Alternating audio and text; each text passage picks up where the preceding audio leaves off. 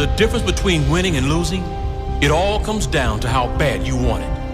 If you want to win, your desire to win must be greater than your fear of losing. You can't be great if you kind of want it. If you want it, So it's Wade's house, LeBron's kingdom, and Bosch's pit, baby. But we also know you three kings came down here to win championships. Not one, championships. Not two. LeBron, tell us about that. Not 2, not 3, not 4, not 5, not 6, not 7. And to be the GOAT, you don't need to be the best in any specific category, but you need to be pretty good across the board. So simply winning 7 championships, like Robert Horry did, isn't enough to get you into the conversation. I had this moment, the chance to pass up Kareem. You now pass up Kareem Abdul-Jabbar. I know what my attitude would have been. Does this now make you the greatest player of all time? Are you now the GOAT? Listen, big fella, I want to hear you say it, Bron. Say it, bro. Me personally, say it with your chest, I'm gonna take myself against anybody that's ever played this game. But everyone's gonna have their favorite. Everyone's gonna, decide who their favorite is. But I know what I've brought to the table. I know what I bring to the table every single night, and what I can do out on this floor. So, I always feel like I'm the best to ever play this game. Scottie Pippen recently put out a video on social media saying LeBron is the GOAT and that Michael Jordan was horrible to play with. LeBron will be the greatest statistical guy to ever play the game of basketball. And there's no comparison to him. None. So, does that make him the greatest player to ever play the game? I'll leave that out for debate, because I don't believe that there's a great player, because our game is a team game, and one player can't do it. Like, I seen Michael Jordan play before I came to play with the Bulls. You guys seen him play. He's a horrible player. He was horrible to play with. He was all one-on-one. He's shooting bad shots. And all of a sudden, we become a team and we start winning. Everybody forgot who he was. And there's no game that I would ever play in and pick LeBron James over Michael Jordan. You would know better than anyone. How close is LeBron to catching Jordan? The numbers don't lie. He's right there. He probably will never catch him in terms of MVP. Okay. But in terms of statistics, LeBron is right there. And when you look across the board, not just scoring, check his assists, check his rebounds, he's probably ahead of Jordan. the difference between winning and losing, it all comes down to how bad you want it. If you want to win, your desire to win must be greater than your fear of losing. Michael, now I thought you weren't supposed to be feeling so well.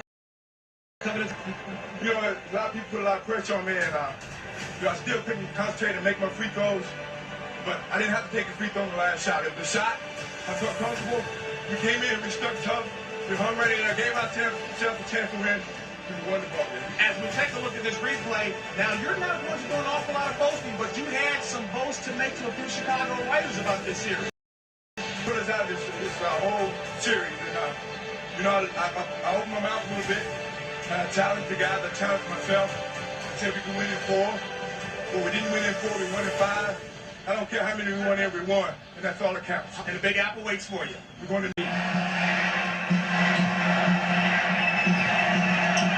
Malone is doubled. They swat out and steal it.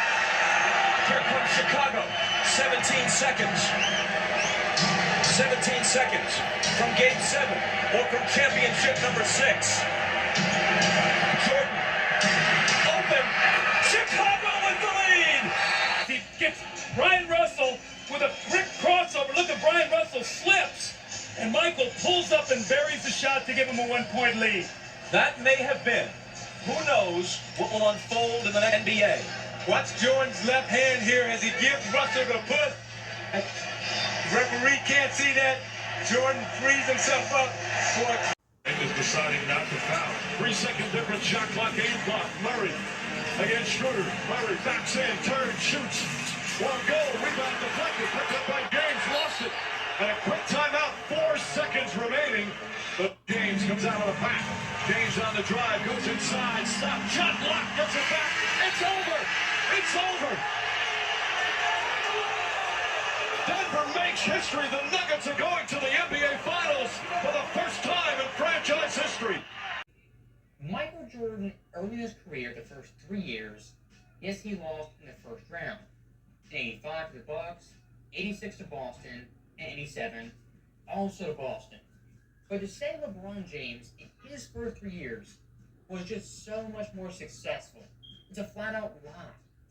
As looking at LeBron's first 3 years, in 04, he missed the playoffs, 05, missed the playoffs, and 06, as looking at how LeBron James, from 2011 to 2020, compared to Jordan, from 88 to 98, MJ has 5 MVPs to LeBron's 2, 6 titles to LeBron's 4, 6 finals MVPs to LeBron's 4, 0 finals losses to LeBron's 5, 9 all defensive teams to LeBron's 4, 9 scoring titles to LeBron's 0, and 1 defensive player of the year to LeBron's. But how many times have we seen a player lead his team to 6 championships in 8 years? Prior to Jordan's Bulls, only Bill Russell's Celtics ever accomplished that feat in the NBA, when they incredibly won 11 championships in 13 seasons. However, back then, there was an average of less than 10 teams in the league, and only a couple rounds of playoffs, so it was considerably easier to win a title. And no player, not even Bill Russell, ever had a run of winning 25 of 26 playoff series, as Michael Jordan did. And Michael's pattern of winning goes beyond the NBA.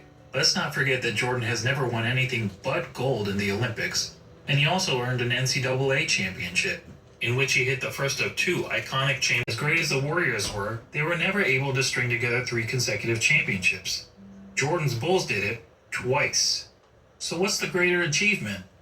Beating the Juggernaut or being the Juggernaut? Or to be more specific, beating the Juggernaut 1 time out of the 4 times he faced them? Or being the Juggernaut year after year after year? And then doing it again, year after year after year. There's no doubt that LeBron's victory over the 73-win Warriors was the highlight of his career. But it's not the first time that an underdog has won the championship, and there actually have been much bigger underdogs who ended up winning the title. But how many times have we seen a player lead his team to 6 championships in 8 years? Your mindset is everything. Your mindset will determine if you will make it or not. Your mindset will determine if you will be remembered or forgotten.